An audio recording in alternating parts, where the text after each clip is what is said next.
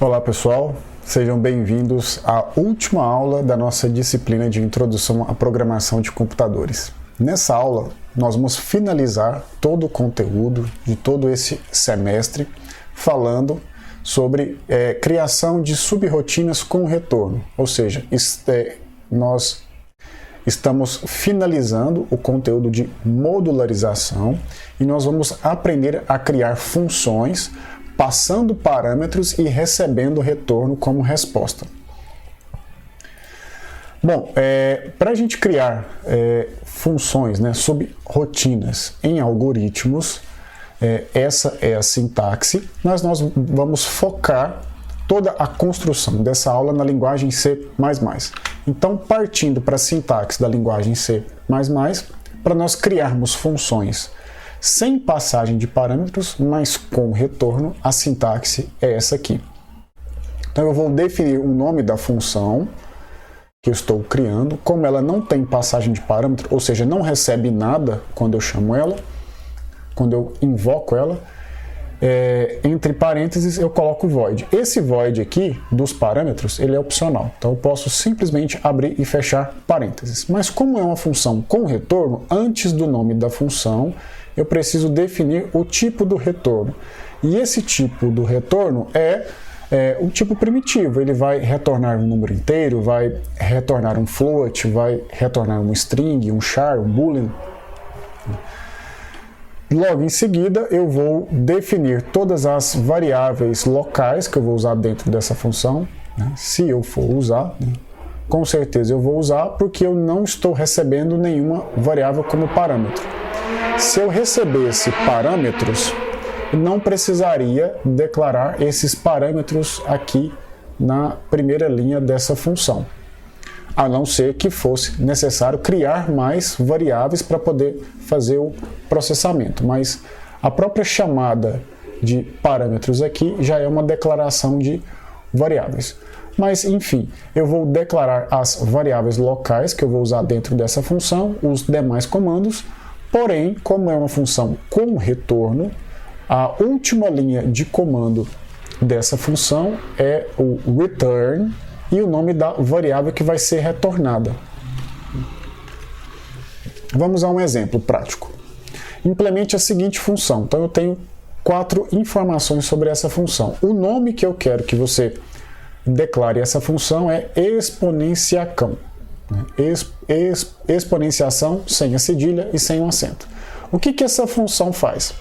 Ela calcula a exponenciação, ou seja, elevado, a exponenciação de um número inteiro positivo base elevado a um número inteiro positivo maior que zero, ESP. Ou seja, ele recebe base e ESP e calcula quanto é base elevado a ESP.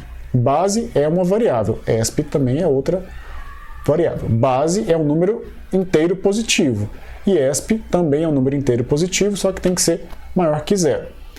E ele vai calcular a exponenciação de base elevada a ESP fornecido pelo usuário e vai retornar o resultado.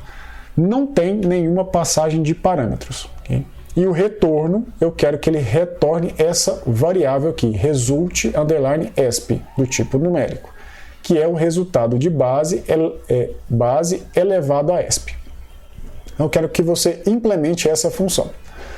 Faça um algoritmo que receba um número inteiro positivo base e um número inteiro positivo maior que zero, que é ESP. Em seguida, utilizando essa função exponenciacão, que a gente acabou de criar aqui, calcule base elevado a ESP. Retorne o resultado para uma variável qualquer do programa principal e mostre o resultado. Somente aqui na definição da função que eu especifiquei qual que é o nome da variável que vai retornar. Só que essa função exponenciação, ela retorna esse valor, result_ESP, para alguma outra variável do programa principal. Essa outra variável pode ser um nome qualquer. Então esse é o exemplo. Vamos ver como que fica em C++. Esse aqui é o exemplo em algoritmos e agora em C++.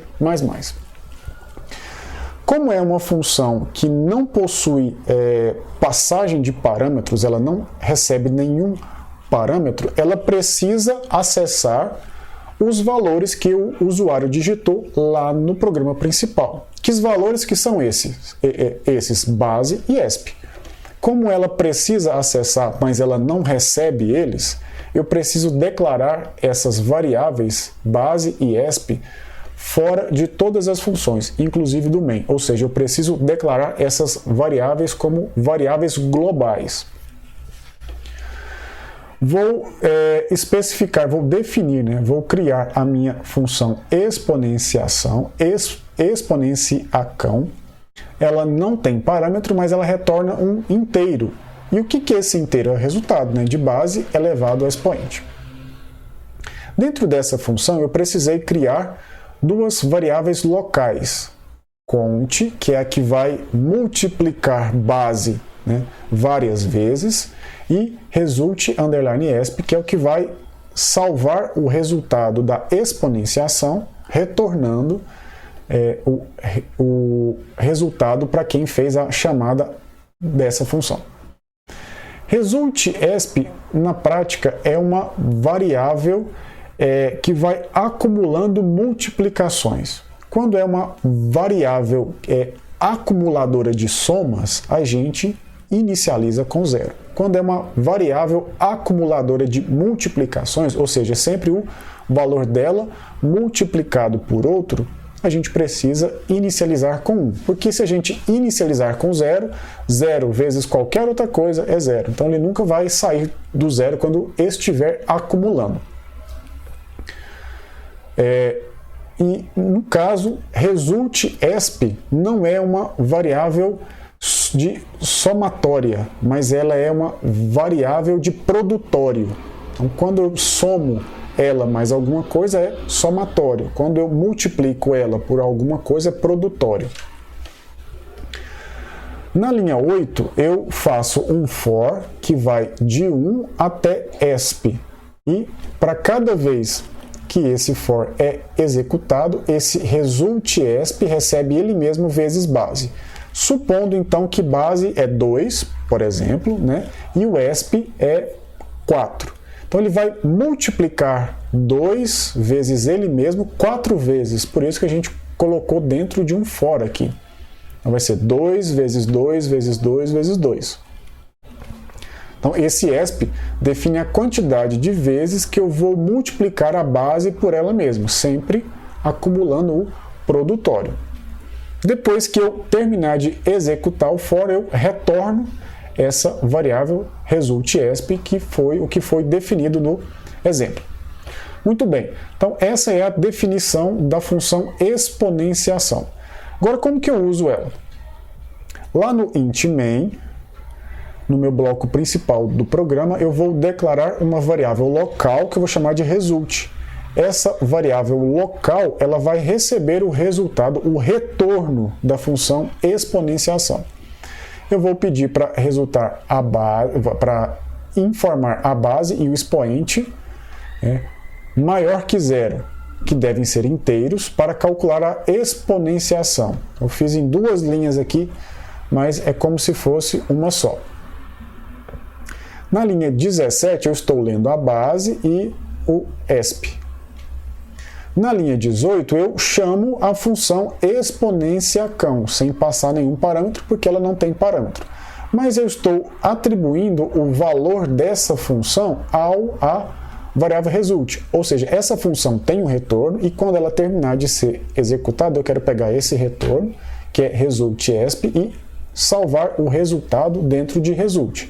E aqui, na linha 18, eu mostro o resultado. Então, esse é a implementação do primeiro exemplo. Agora, eu posso criar também funções que tanto retornam resultados, mas também recebem parâmetros. Poderia implementar esse exemplo que a gente acabou de ver passando os parâmetros. Como a gente não implementou com passagem de parâmetros, a gente teve que criar variáveis globais. Mas lembre, pessoal, Quanto menos variáveis globais você criar, melhor para a sua aplicação. Então, na prática, 99% das funções que nós vamos criar nos nossos códigos são funções que possuem passagem de parâmetros e também retorno de resultados, que é esse tipo que a gente vai ver aqui agora. Qual que é a sintaxe para se criar uma função com passagem de parâmetro e com retorno na linguagem C++? Eu preciso definir qual que é o tipo do retorno, se é int, float, string, char, bool, né? Definir também o nome da função e, entre parênteses, colocar a lista de parâmetros que essa função vai receber, sempre em pares, o tipo do parâmetro e o nome do parâmetro, vírgula, o tipo do parâmetro e o nome do parâmetro, e assim sucessivamente. Se tiver a necessidade de declarar, além desses parâmetros aqui, né, entre parênteses, se tiver a necessidade de, além desses parâmetros, declarar variáveis dentro dessa função, eu vou declarar logo abaixo da criação do nome da função. Defino o tipo das variáveis locais e os nomes delas. Aqui eu posso colocar mais de uma do mesmo tipo na mesma linha. Na declaração dos parâmetros, não. Na prática, tanto os parâmetros quanto essas variáveis aqui são variáveis locais. Todas elas são locais. Logo em seguida os comandos, e como é uma função com retorno, sempre a última linha tem que ser o return. Tudo que tiver, pessoal, abaixo dessa linha return aqui, ele não vai ser executado e pode até dar erro. A última linha de toda função com retorno é sempre return e o nome da variável que vai ser retornada, né? O valor que vai ser retornado. Exemplo. Implemente a seguinte função. O nome da função é fatorial. O que essa função faz? Ela recebe, ou seja, parâmetro. Então, ela recebe parâmetro. Ela recebe um número inteiro, ou seja, só um parâmetro, um número inteiro positivo, chamado de num, informado pelo usuário, onde lá no programa principal. Então, na chamada dessa função, eu passo esse num como parâmetro. E ela vai calcular e retornar o fatorial desse número. O que é o fatorial? Por exemplo, o fatorial de 5, né? É aquele 5, sinal de exclamação. É 5 vezes 4 vezes 3 vezes 2 vezes 1. Esse é o fatorial de um número. Ela possui parâmetros. Quantos? Um parâmetro. O nome dele é num, do tipo numérico, no caso é inteiro, né?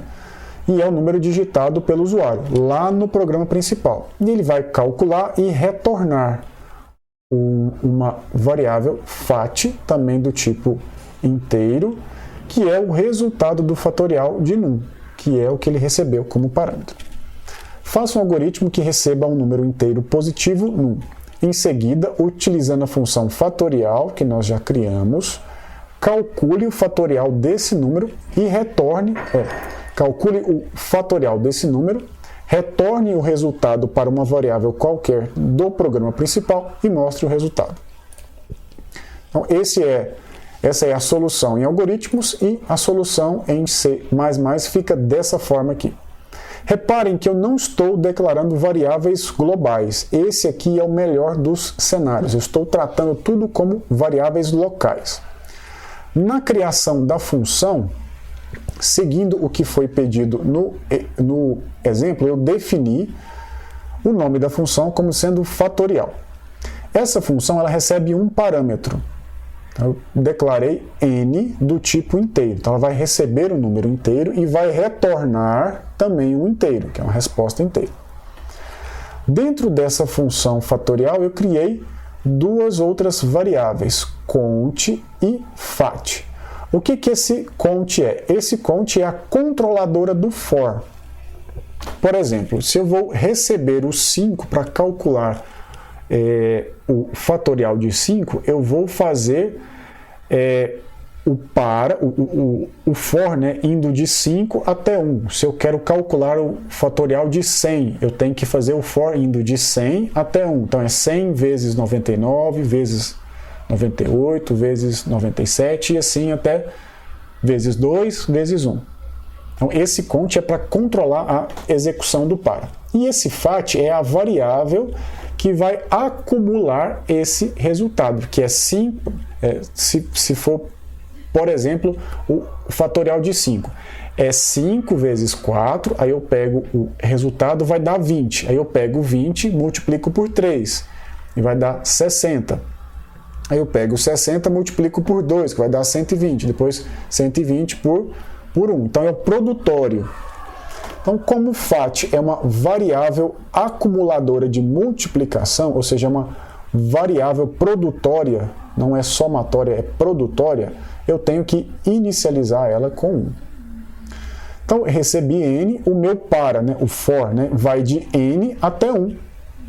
E todas as vezes que esse for for executado, fat vai receber ele mesmo, que inicialmente é 1, vezes cont. Quem que é esse cont? É o n que eu recebi inicialmente. Então, se eu passar o 5 para calcular o fatorial dele, vai ser o cont inicialmente vai ser 5, então vai ser 1 vezes 5, depois é 5, né? Depois o cont vai ser 4, vai ser 5 vezes 4. Depois o cont vai ser 3, vai ser 5 vezes 4, 20 vezes 3, 60. E assim por diante até o cont receber 1. Quando ele terminar de executar o for, ele retorna essa variável fat. Retorna para quem? Para quem chamar essa função. Então eu criei uma função fatorial aqui e eu posso usá-la em qualquer parte do meu programa. Eu defini ela uma vez e todas as vezes que eu precisar calcular o fatorial de um número, eu só chamo essa função, passo o número que eu quero calcular o fatorial e ela me retorna o resultado. Lá no programa principal, eu declarei duas variáveis locais, porque está dentro de uma função main, né? Que é num e result. Num é o número que o usuário vai digitar, que tem que ser inteiro e positivo, e result é o resultado que vai ser retornado da função fatorial. Então eu peço para ele digitar o número inteiro positivo e leio o número. Logo em seguida eu chamo a função fatorial passando num como parâmetro e ela vai desviar o fluxo aqui da linha 16, ela vai para a linha 4 e vai executar tudo. Quando chegar na linha 9 ele retorna o resultado para quem? Para result. E aí é só mostrar o resultado na tela para o usuário e encerrar o programa. Então nós acabamos de criar uma função com passagem de parâmetros e com retorno, que é uma função muito útil que pode ser utilizada várias vezes, tanto nesse código quanto em outros códigos. Agora os exercícios. Número 1. Implemente a seguinte função. O nome da função é dobra. O que essa função faz? Ela recebe um número inteiro, chamado num, informado pelo usuário, e multiplica esse número por 2 e mostra na tela o resultado, ou seja, é uma função com passagem de parâmetro, mas sem retorno, porque o resultado dessa função não é retornado, é mostrado na tela, é um cout. Parâmetro num, que vai ser o número digitado pelo usuário, e retorno, nenhum retorno. Escreva um programa em C++ para ler esse num lá no programa principal, chamar a função dobra, passando ele como parâmetro, calcular e mostrar na tela o dobro desse número informado pelo usuário. Número 2. Implemente a seguinte função. Nome da função metade. Ela vai receber um número, dividir por 2 e mostrar o resultado, ou seja, é uma função com passagem de parâmetro, mas sem retorno. O parâmetro é o n, que é o tipo numérico, extraído do vetor A. A gente vai ver como que é esse vetor A daqui a pouco. E eu não tenho nenhum retorno. Faça um programa em C++ que leia um vetor A do tipo real, ou seja, do tipo float, de tamanho 30. Então eu vou ler um vetor A de tamanho 30 do tipo float. E utilizando o procedimento, ou seja, a função metade, divida todos os seus elementos pela metade e mostre na tela. Então eu vou primeiro implementar um for para receber todos os 30 valores do vetor A. Depois eu implemento outro for para percorrer esse vetor A da primeira posição até a última. E cada vez que esse for for executado, eu vou chamar a função metade passando como parâmetro esse número. Então eu chamo na primeira execução desse for, eu chamo a função metade e passo o primeiro valor do vetor A. Na segunda execução, eu chamo a função metade passando como parâmetro o segundo valor de A.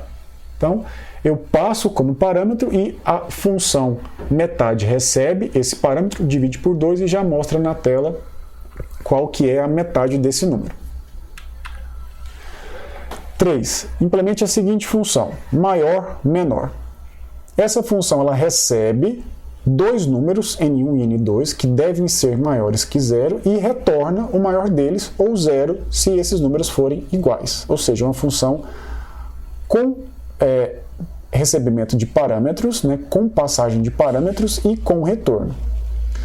Quais são os parâmetros que essa função deve receber? São dois, do tipo numérico. Aqui, no caso, como não tem nenhuma restrição de serem inteiros, pode ser float. São números maiores que 0 digitados pelo usuário. Então ela recebe dois números e retorna um valor, que é o maior número dentre esses dois. Se os números forem iguais, ela vai retornar 0. Escreva um programa em C++ que leia esses dois números lá no programa principal, que devem ser maiores que 0, e utilizando a função maior-menor, retorne o maior número ou 0 se forem iguais para uma variável qualquer do programa principal e mostre na tela. Então, quando eu chamar essa função, eu passo o N1 e o N2, ele vai definir qual é o maior, ou se são iguais é 0, e vai retornar esse maior ou o 0.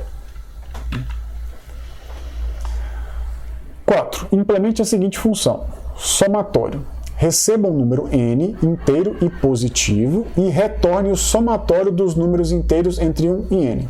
Eu vou passar, por exemplo, 10 e eu quero o somatório de 1 até 10. 1 mais 2 mais 3 mais 4 mais 5 mais 6 até mais 9 mais 10. Parâmetros. Eu vou passar o n, que é esse número, né, limite, e eu vou receber como retorno a soma dele. Escreva um programa em C++ que receba um número n inteiro e positivo, faça a chamada dessa função somatório e retorne para o programa principal o somatório desses números e mostre o resultado. Então, passo o parâmetro, recebo o retorno e mostro o resultado desse retorno. 5, eu tenho uma combinação de duas funções aqui. Implemente as seguintes funções, são duas. Área da circunferência, comprimento da circunferência.